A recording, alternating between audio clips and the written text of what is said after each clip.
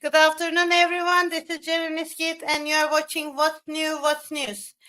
As all you follow now, in Turkey, new developments happens, especially after the local election. There is now called a normalization process between the opposition party, Republican People's Party, and the Justice and Development Party, the ruling party. And the latest developments, recent developments, was about actually shadow cabinet getting in touch with the ministries and making maybe a new democratic process or a new normalization process. We will discuss this with Professor Dr. İlhan Uzgel, who is the CHP's Deputy Chairperson in charge of Foreign Affairs. Let me invite him. Welcome, Mr. Uzgel. Thanks for joining me today. Hi, thank you for inviting me. Mr. Uzgel, recently we are following a new process, like Özgür Özel, the chairman of CHP, had a meeting with the President Erdogan, and then a shadow cabinet is constantly in touch with the ministry parts, and this is kind of very new after maybe, let's say, 20 years. It's kind of a new process now, and especially with the foreign affairs. Recently, you had a meeting with the foreign minister, Hakan Fidan. So can you explain how was the meeting? How was the process? How was it? Yes, as you mentioned, our chairperson, Mr. Özgür Özel, had a meeting with the President Recep Tayyip Erdogan on 2nd of May. And there, in this meeting, they decided that they should have more contacts and there should be more communication between the ministers and the shadow ministers of the main opposition party, along with this deal or agreement. So I had the initiative to meet Mr. Hakan Fidan, who is the Minister of Foreign Affairs. We had a productive meeting. Well, there are some comments that we talked about this issue or that issue, but that was the first meeting where we decided that we should have open channels to communicate, to get into contact if any kind of crisis arose in this region, in Turkish foreign and security policies. And that meeting was more about methodology rather than content. So we try to develop new ways of communicating between the main opposition party, which is the first party now after the recent local elections. So we discussed several matters. I mean, like common things like the visa issue for Turkish citizens, or like the ongoing tragedy in Gaza.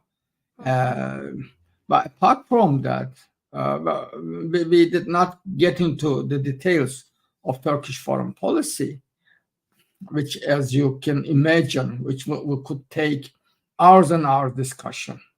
I mean, take Syria, for example. I mean, if you want to talk about Syria, I mean, what are you going to say? I mean, there are lots of issues there, like the case Idlib, or the PYD, the existence of a PYD entity there, which is supported by the United States, or the refugees, etc.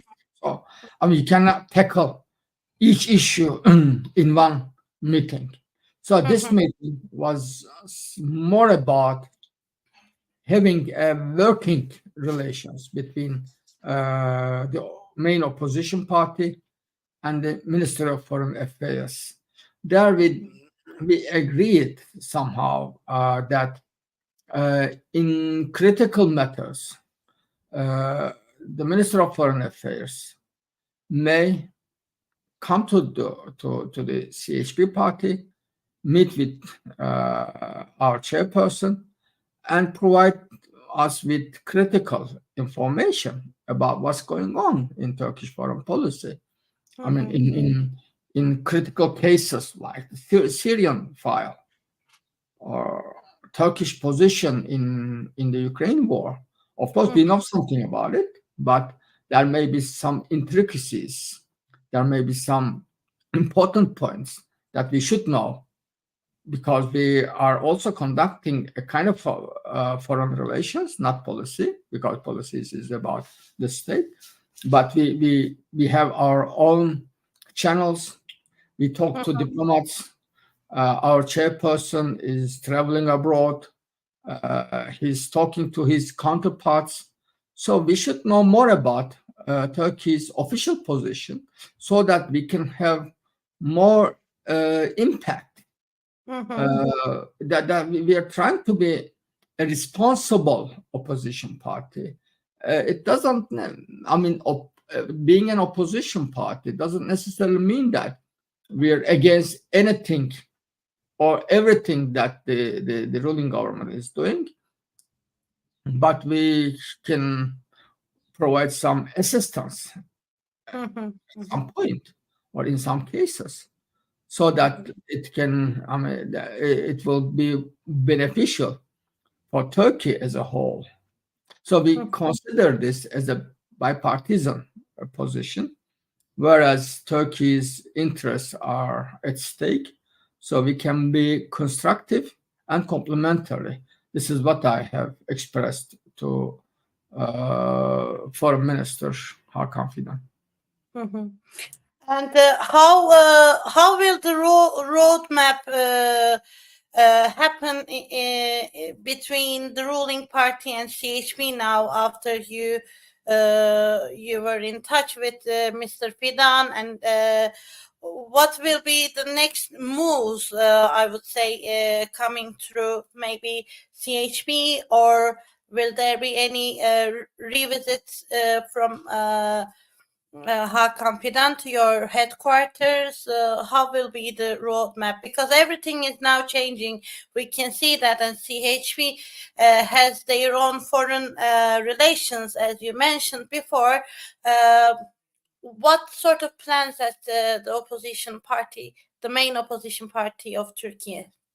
Well, I cannot talk on behalf of Foreign Minister. I mean, you have to ask him whether they will pay a visit to our headquarters, or they're willing to provide any information. That it's up to them completely. But we offered our request that in critical matters, the Foreign Minister, the Turkish Minister of Foreign Affairs, should provide us with information. So, I mean, the ball is on their court now. So it's up to them to visit our headquarters or to provide basic information. And we also offered them that we can notify them about the developments, about the talks and meetings that we have in our meetings abroad. So it's just a two-way situation. Actually, I cannot go into the details of our meeting because it was made between me and him. So I think we're waiting for the next meeting between our chairperson, Mr. Özgür Özel, and President Erdogan, that is going to be held in our headquarters on 11th of June.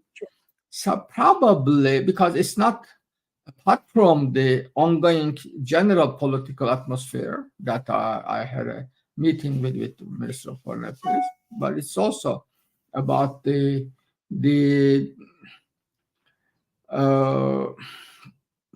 working climate between our chairperson and President Erdogan.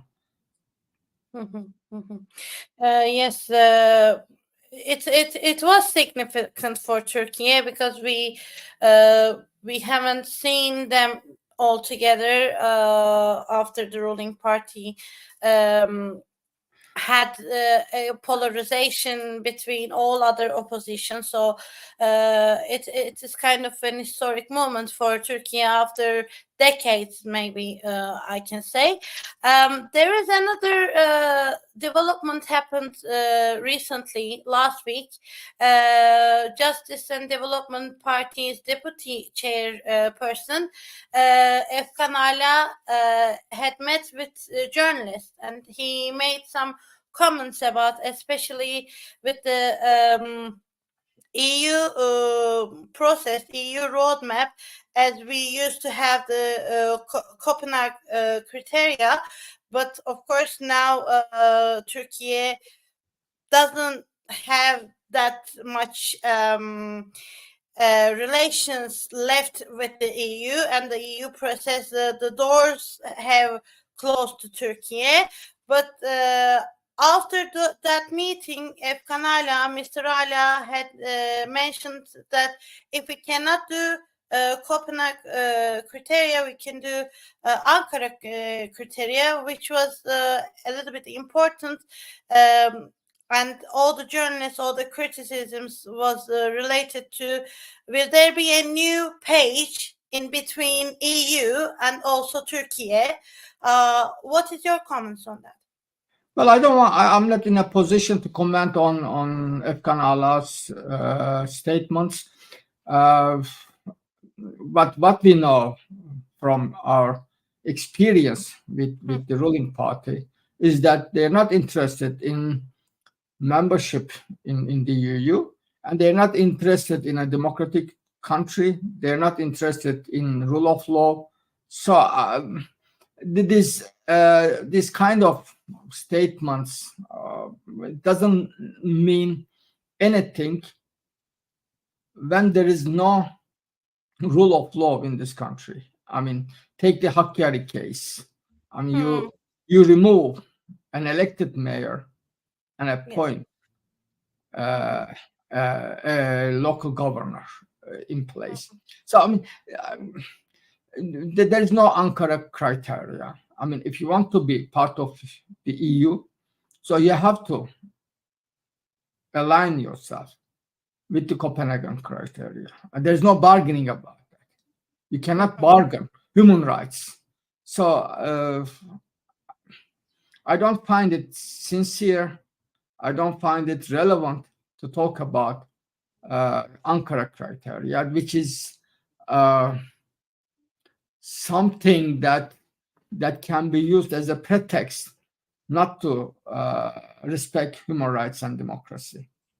Other than that, it doesn't make any sense. Yes, please. Human rights are they're not Ankara human rights.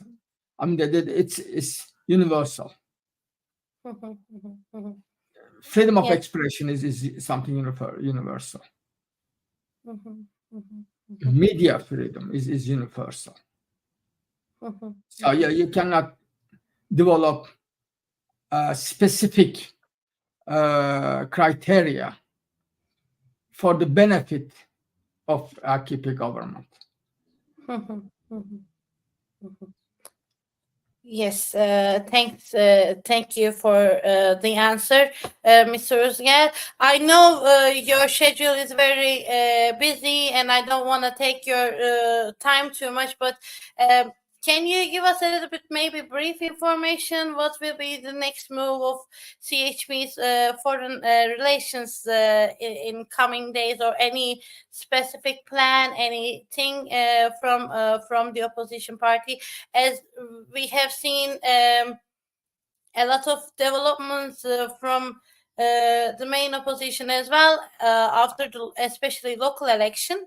There are new kind of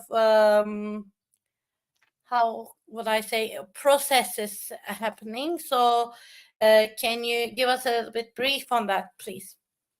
Well, CHP is the main opposition party. It's the first party now in Turkey that it proved itself in the last elections. CHP is very active in the area of foreign affairs.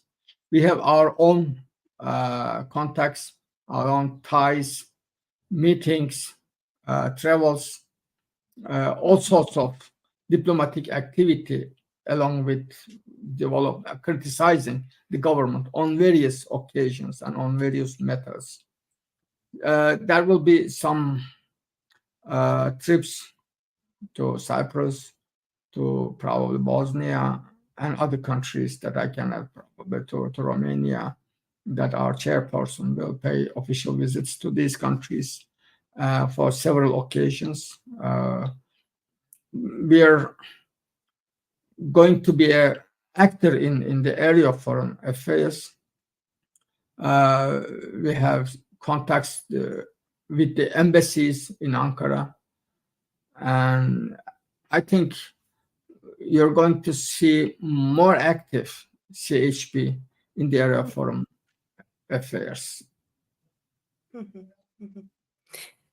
Thank you, Mr. Uzgel. Is there anything else you would like to add before we close this debate?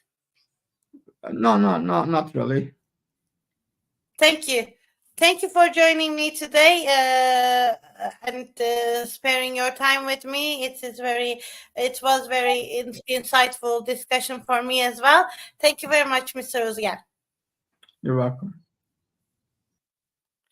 As we have seen, there are new developments definitely happening in Turkey, and we will follow it closely, and we will discuss more if something comes up next.